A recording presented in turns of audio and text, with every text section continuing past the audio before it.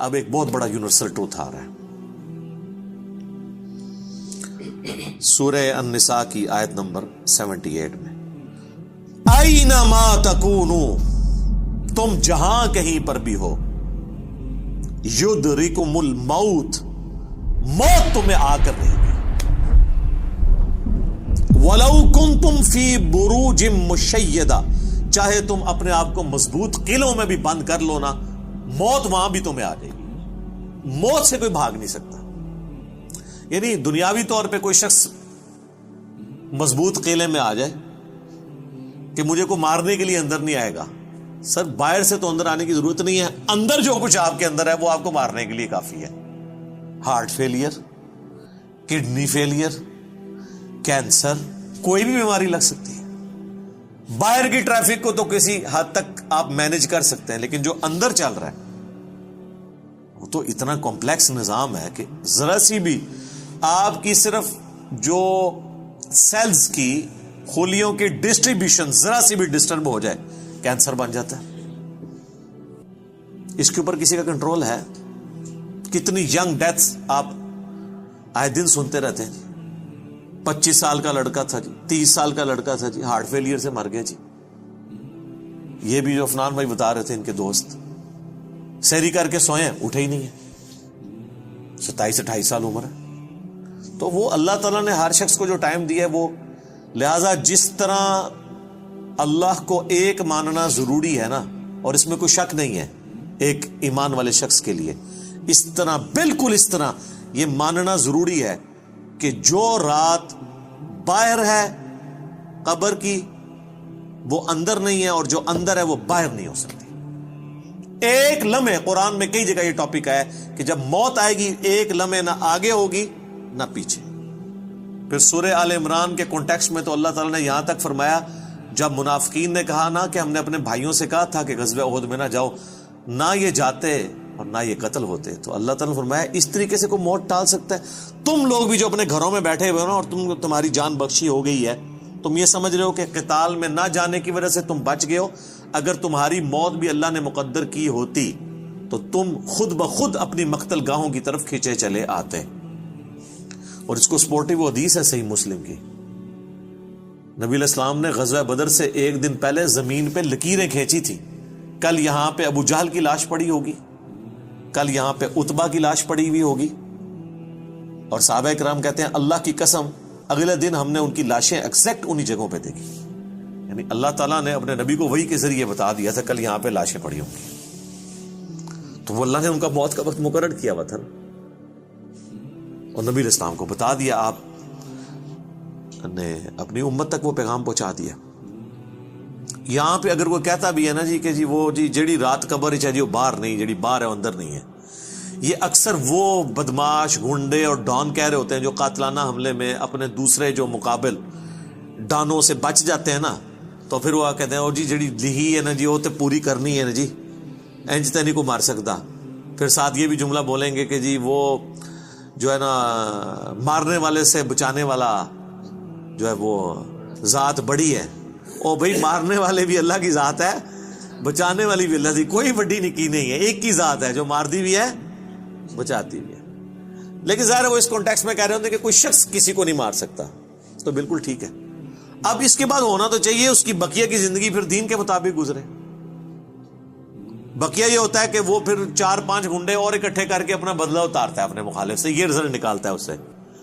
حالانکہ جو یہ شخص کہہ رہا ہے کہ جی جو رات قبر میں ہے وہ باہر نہیں اور جو باہر ہے وہ اندر نہیں، اس کے بعد تو پھر اس کی زندگی چینج ہونی چاہیے نا، اسے اپنی موت اتنی سامنے دیکھ کے اسے اپنی آخرت کی تیاری کرنی چاہیے نا. لیکن وہ سورۃ الانعام میں ہے، اللہ تعالیٰ نے تو اس سے بھی بڑی بات کی ہے کہ جو نافرمان لوگ ہیں نا، اگر ہم انہیں دنیا میں دوبارہ بھی بھیج دینا تب بھی یہی کام کریں گے. یہ ہم نے سر خود دیکھا ہے، یہ آبزرو کیا. میرے اپنے آفس کے کولیگ ایک دفعہ کراچی سے فلائٹ لے کے تو وہ آ رہے تھے اسلام آباد، تو راستے میں کافی زیادہ موسم خراب ہو گیا. تو اور آپ کو پتہ ہے جب موسم خراب ہوتا ہے تو جہاز تو پھر ایک کٹی پتنگ کی طرح ہے نا، تیز ہواؤں کے اندر اس کو آپ لینڈ نہیں کروا سکتے، اور اڑے گا بھی تو کتنی دیر اڑے گا، ایسی جگہ لے کے جانا پڑے گا جہاں پہ موسم ٹھیک ہو, اور ادھر پہنچنے سے پہلے اگر فیول ختم ہو گیا پھر تو جا کے وہ جنت یا جہنم میں ہی لینڈ کرے گا, دنیا میں نہیں لینڈ کر سکتا.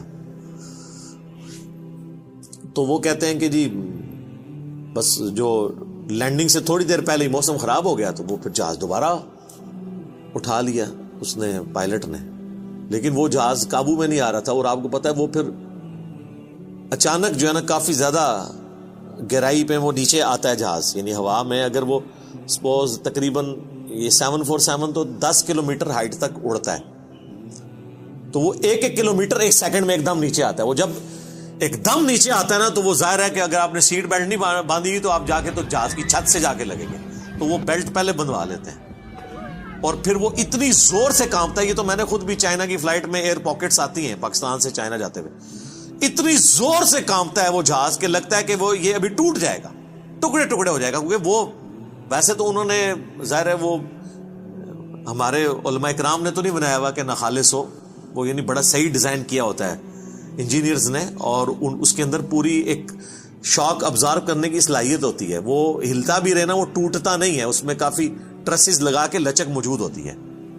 بہرحال پھر بھی جو بندہ اندر بیٹھا ہوا ہے اس کو تو یہ سارے لوگ تو سائنسدان تو نہیں بیٹھے ہوتے, اور لگتا ہے کہ جناب ابھی جان گئی کہ, تو وہ جناب وہ کہتے ہیں کہ جی یعنی اس طرح لوگ کلمے پڑھ رہے تھے اور جناب چیخو پکار استغفر اللہ, جیسے کہ ابھی اگر اللہ نے ان کو دوبارہ بھی دنیا میں بھیج دیا, کیونکہ اب تو ان کے آخری وقت ہی قریب آیا ہوا تھا نا, وہ تو یہ کنکلوڈ کر لیا, تو یہ اب جاتے ہی جو ہے نا ادھر سے مطلب سیدھا گھر نہیں جائیں گے, یہ مسجد میں جا کے پہلے وہ سنت والے 2 نفل پڑھیں گے جو سفر سے واپسی میں پڑھے جاتے ہیں. اور جتنی بے پردہ عورتیں اتریں گی یہ اتر کے اب جا کے پردہ یعنی وہ, بلکہ یہ جہاز میں بیٹھی ہوں گی اور موبائل پہ کہیں گی کہ جی برقع جو ہے خرید کے لے کے آؤ, ادو تک میں لینا ہی نہیں جہاز تو جدو تک کہ منو کو برقع نہیں دے گا, ٹھیک ہے نا جی. اور جو ہے نا وہ نماز کا ٹائم ہوا ہے تو وہ جہاز میں پہلے نماز پڑھیں گے تب نیچے اتریں گے, لیکن ایسا کوئی نہیں ہوتا. اس ٹائم چیخیں ہوتی ہیں اور لگتا ہے کہ جناب گئے کہ گئے. تو وہ کہتے ہیں خیر وہ سٹیبل ہوا, وہ سیالکوٹ لے گئے اس جہاز کو, تو وہ جب اتارا تو جناب اب لوگ چیخو پکار کر رہے ہیں جی ہمیں جہاز سے باہر نکالیں, لیکن جہاز کا تو اصول ہے, وہ کہتے ہیں نہیں جی جدھر کی سواری ہے وہیں اتاریں گے, تھوڑی دیر ریسٹ کریں گے, جب موسم ٹھیک ہو تو دوبارہ اڑیں گے.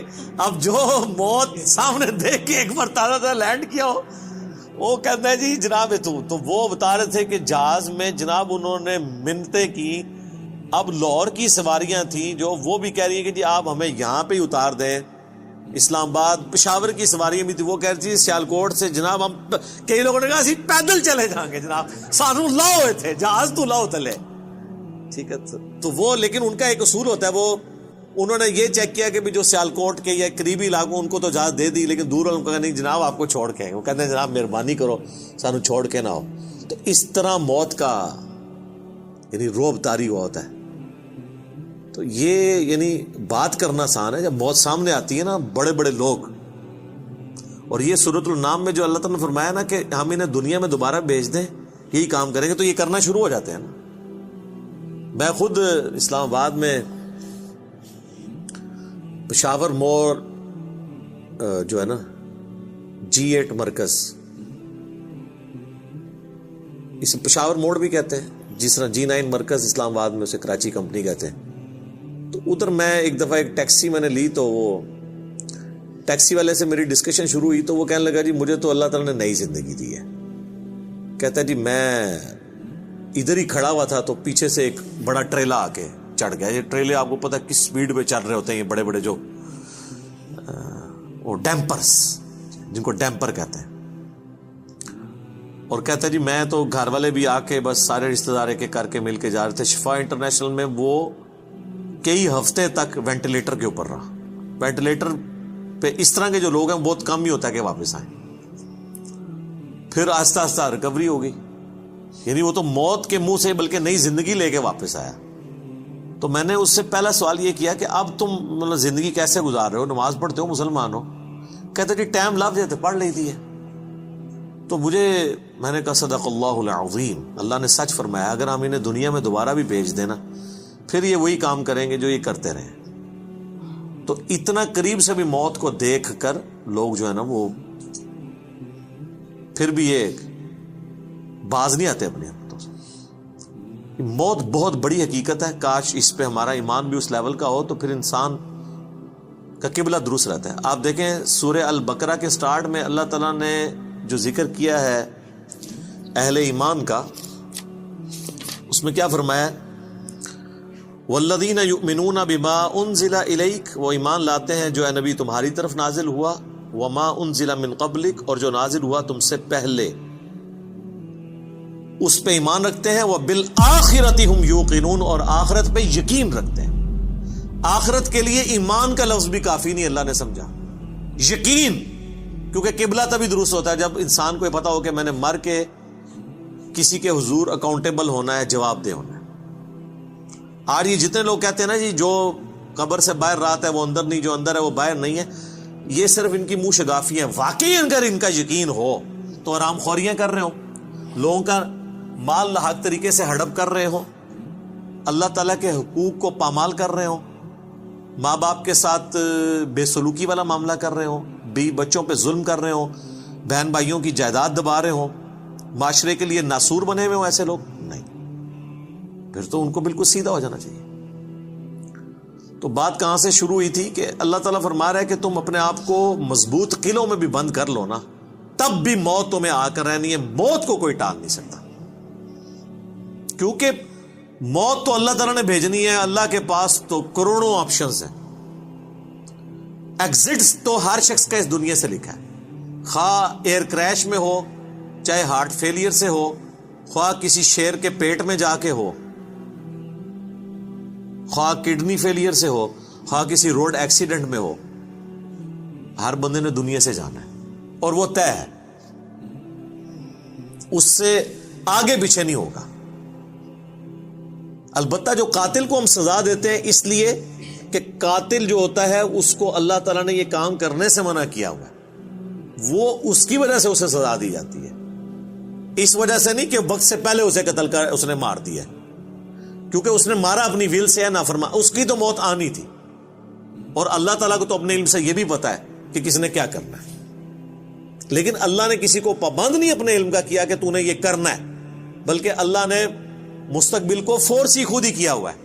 جس طرح ایک استاد جب کسی نالائق شاگرد کو پیپروں سے ایک ہفتہ پہلے کہتا ہے کہ پتر تو فیل ہو جانا ہے, اور وہ فیل ہو بھی جائے, تو اس استاد کو آگے نہیں گلا کر سکتا ہے وہ اسٹوڈنٹ کے, سر جی تہاڈی زبان بڑی کالی ہے, تسی کیا سی تاں میں فیل ہویا, میں نے بڑی محنت کی سی. نہیں, تو اللہ تعالیٰ کو تو ڈیوائن علم بڑا کامل ہے, وہ مستقبل کے بارے میں فورس ہی کرتا ہے.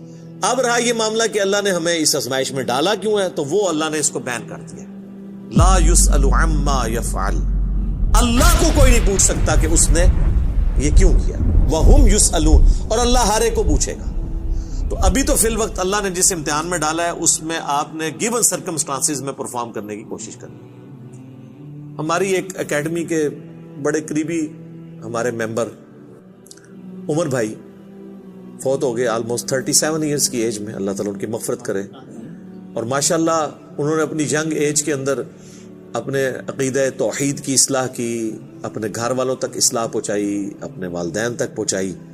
خوش قسمت ہوتے ہیں وہ لوگ جو جوانی میں خود بھی توبہ کرتے ہیں اور اپنے بوڑھے بوڑھے 70-80 سال کے ماں باپ جو روایتی دین کو, قبر پرستی کے دین کو لے کے چل رہے ہوں, بزرگ بابوں کے دین کو, ان کو بھی وہ اپنے ساتھ اس رائے حق پہ لانے میں کامیاب ہو جائیں, یہ نصیب والوں کا حصہ. تو ان میں سے ایک ہمارے وہ عمر بھائی بھی تھے, ان کا جنازہ بھی آپ کو پتہ ہے میں نے پڑھایا تھا. جیلم کی تاریخ میں چند بڑے جنازوں میں سے تھا وہ, ہزاروں لوگ اس میں شریک تھے. تو ان کی اچانک ڈیتھ ہوئی ہارٹ فیلئر سے. ینگ ایج میں اگر کسی کو ہارٹ اٹیک ہو تو یہ چانس ہوتے ہیں کہ اس کا ہارٹ فیل ہو جائے گا, کیونکہ ہارٹ ریئیکٹ کرتا ہے. بوڑھا بندہ پھر بھی سروائیو کر جاتا ہے. تو مجھے صحیح طرح یاد ہے کہ وہ ان کا ہارٹ فیل ہونے سے کچھ عرصہ پہلے کی بات ہے, 2017 میں جب میرے پہ پہلی دفعہ مرڈر اٹیمپٹ ہوئی 28 اکتوبر کو, اور اس میں میرا کافی خون بھی ضائع ہوا, کافی زیادہ زخم آیا, آپ لوگوں کو پتہ ہے. تو اس کے بعد میں عمر بھائی کے پاس ایک دفعہ گیا, ان کے شاپ پہ, ان کی فرنیچر کا بہت بڑا کاروبار ہے جیلم میں. تو میں نے گپ شپ شروع ہوئی تو مجھے کہتے ہیں علی بھائی میں چاہ رہا ہوں آپ کے لیے نا کوئی باڈی گارڈ رکھ دیتے ہیں, تو میں اس کی پیمنٹ کر دیا کروں گا. تو میں نے ان کو کہا کہ میرے بھائی آپ کا ابھی تک یہ یقین کامل نہیں ہوا کہ موت کو کوئی ٹال نہیں سکتا. تو پھر میں نے ان کو یہی آیات کوٹ کی تھی کہ اپنے آپ کو مضبوط، اینما تکونوا یدرککم الموت ولو کنتم فی بروج مشیدہ، تم جہاں کہیں بھی ہو موت تمہیں آ کے دبوچ لے گی، خواہ اپنے آپ کو مضبوط قلعوں میں بھی بند کر لو. تو میں نے ان کو بھی یہ بات سمجھائی. میں نے کہا میرے بھائی باہر کی ٹریفک کو تو آپ کنٹرول کر سکتے ہیں، کسی حملہ آور کو تو آپ روک سکتے ہیں، اندر جو اتنی کمپلیکس ٹریفک ہے، روزانہ میرا دل 1,00,000 دفعہ دھڑک کر 10,000 لیٹر خون پمپ کرتا ہے میری نسوں میں، اس ٹریفک کو کون کنٹرول کر سکتا ہے؟ 25 دفعہ ڈریسز کرتے ہیں روزانہ میرے گردے، یہ کام کرنا چھوڑ دیں، اس کو کون کنٹرول کر سکتا ہے؟ 23,000 دفعہ آلموسٹ پھیپڑے سانس اندر کرتے ہیں، اتنی دفعہ باہر کرتے ہیں. اب تو یہ کورونا کی وجہ سے لوگوں کو پوچھے نظر ان کو سانس لینا کتنا مشکل ہو رہا ہے، ریکوری ہوتے بھی کئی مہینے لگتے ہیں. یہ سانس ہمیں خود لینا پڑ جائے نا یاد کر کے، ایک دن نہیں آپ سانس لے سکتے. 12,000 دفعہ ہماری یہ پلکیں جھپکتی ہیں، اور یہ اگر آپ کو روزانہ یوں کرنی پڑ جائے تو بس پھر آپ کوئی اور کام نہیں کریں گے، یہی کرتے رہیں گے. تو یہ سب کچھ میری مرضی کے بغیر اللہ تعالیٰ یہ سارے معاملات کو لے کے چل رہا ہوتا ہے. تو ہم باہر کی ٹریفک کو تو شاید مینج کر لیں کسی حد تک، وہ بھی کنفرم نہیں ہوتا. کئی بار روڈ ایکسیڈنٹ میں آپ دیکھتے ہیں لوگ اپنی جگہ پہ صحیح سائڈ پہ جا رہے ہوتے ہیں، مخالف سمت سے کوئی گاڑی آتی ہے، اس کا ٹائر پھٹتا ہے، وہ لڑکتی ہوئی دوسری طرف آ کے 4-5 بندے نیچے دے دیتی ہے. ان کا تو کوئی قصور نہیں ہے، وہ تو ہوتے ہی دوسری. یہ تو میں نے خود اس طرح کے ایکسیڈنٹس اپنی آنکھوں سے بھی دیکھے، تو پتہ ہی نہیں چلتا. تو باہر کی ٹریفک کو آپ کسی حد تک مینج کر لیں گے، لیکن اندر کی ٹریفک کو تو کوئی بھی نہیں کر سکتا. اور دیکھیں کچھ عرصے کے بعد ان کی اندر کی ٹریفک ہی فیل ہوئی اور دنیا سے چلے گئے. اللہ تعالیٰ ان کی مغفرت کرے، انہیں نیک کاموں کا اجر دے، ان کی برائیوں سے درگزر کرے، اور ہمیں بھی اپنی موت سے پہلے قبر و آخرت کی تیاری کرنے کی توفیق عطا فرمائے. اللہم من احییتہ منا فاحیہ علی الاسلام ومن توفیتہ منا فتوفہ علی الایمان. آمین.